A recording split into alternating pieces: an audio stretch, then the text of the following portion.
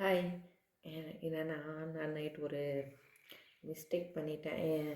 என்ன விஷயம்னா, night motor போட்டு போய் தூங்குறதுக்கு முன்னாடி மோட்ரு ஆன் பண்ணிவிட்டு தூங்கிடுவேன். அது ஆட்டோ கட் ஆஃப்ன்றதுனால அதுவே ஆஃப் ஆகிக்கும். பெரும்பாலும் நான் ஆஃப் பண்ண மாட்டேன். இருந்தாலும் ரீசெக் பண்ணிவிட்டு வந்து படுப்பேன். ஆனால் நைட்டு என்ன பண்ணேன்னா, மோட்ரு ஆன் பண்ணிவிட்டு பக்கத்தில் அந்த கேட் வால்வ் வந்து செடிக்கு தண்ணி விட்டுருந்தேன். கேட் வால்வ் அப்படியே ஓப்பன் பண்ணி விட்டுட்டு மோட்ரு போட்டிருக்கேன்.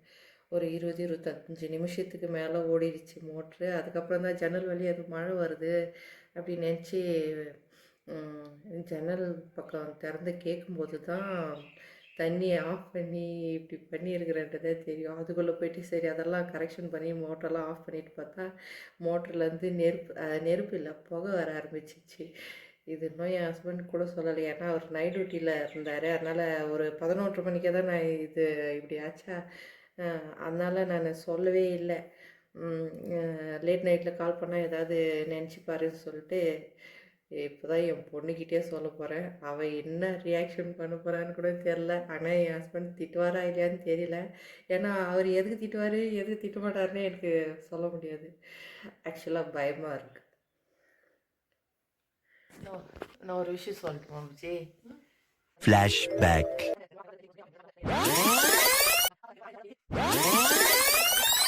End of flashback. என்ன சொல்லுவாரு?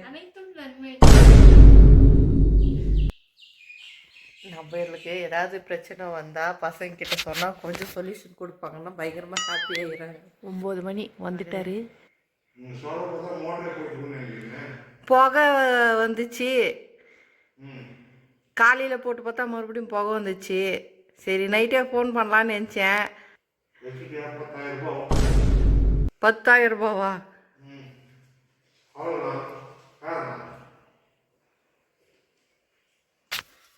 எந்த இடத்துல புகை வந்துச்சு? அது மேலே புகை வந்துச்சு. மேலையா? முன்னாடி கொஞ்சம் பார்த்துடலாம் என்ன மேட்ருன்னு.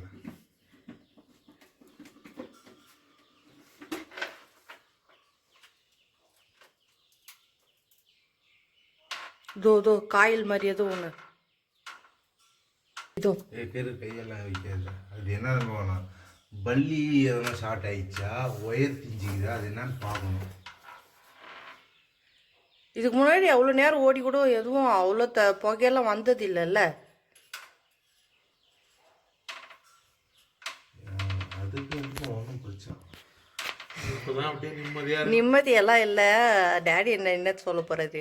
நான் அதுக்காகவே கொஞ்ச நேரம் உட்காந்து வெயிட் பண்ணிட்டு இருந்தேன்ப்பா. வந்து low voltage or high voltage இது ரெண்டுத்துல ஏதோ ஒரு பிரச்சனை நடந்திருந்தா தான் அந்த மாதிரி நடக்கும். பகலெல்லாம் லோ வோல்டேஜ் இருந்தால் மோட்ரு போடலப்பா. நான் நைட்டில் ஏதாவது பிரச்சனை இல்லைன்ட்டு போட்டேன். இது வெளியில் போயிட்டு அந்த பவர் கட் பண்ணி இதை ஸ்டார்டர் எத்தனை போகணும் ரெடி பண்ணுறதுக்கு. அங்கே தான் எத்தனை போகணும் சம்பளத்துக்கு. நிறைய காசு ஆகுமா? ஒரு 500 ரூபாக்குள்ளே ஆகும் இது செலவு. அந்த கெப்பாசிட்டர் எல்லாம் மாற்றணும். என்னடா மகனே, நீ மாத்திரை போடுப்பா. அதை வந்து இல்லை இவன் ரொம்ப ஆர்வமாக இருந்தான் என்னை திட்டுவேன்னு சொல்லிட்டு கொஞ்சம் ஃப்ளாப் ஆயிடுச்சு. இதில் அவனுக்கு கொஞ்சம் சேட் ஆகிட்டான். ஏண்டா எங்கே இருக்கு லைனு? இதான் லைனு குடிங்கணும் முதல்ல.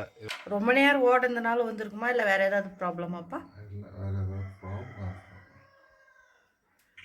எனக்கு தெரிஞ்சு இது கரண்ட் ப்ராப்ளம் தான், மற்றபடி அப்படியே சொல்லிட முடியாது. நான் கூட கவனிக்காமல் விட்டுருக்கலாம்ல.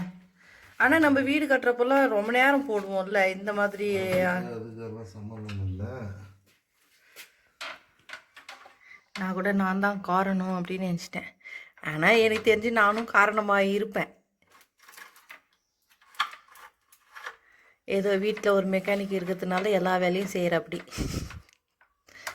எனக்கு இப்போ ஒரு டைலாக் ஞாபகத்தை சொல்லட்டுமா? இதுக்குத்தான் ஊருக்குள்ள ஒரு ஆளினார் அழகராஜா தேவைங்கிறது.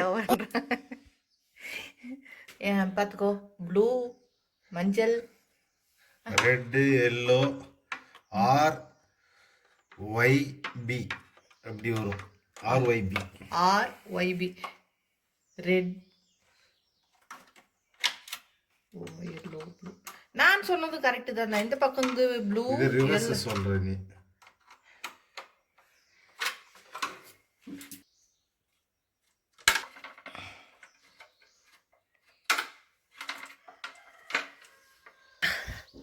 இதான் போயிடுச்சு. வெடிச்சு பொங்கி வெளியே வந்துட்டுருக்கு. ஹீட் ஆகிருக்கு. ரொம்ப நேரம் ஓடினதுனால ஹீட் ஆயிடுச்சா?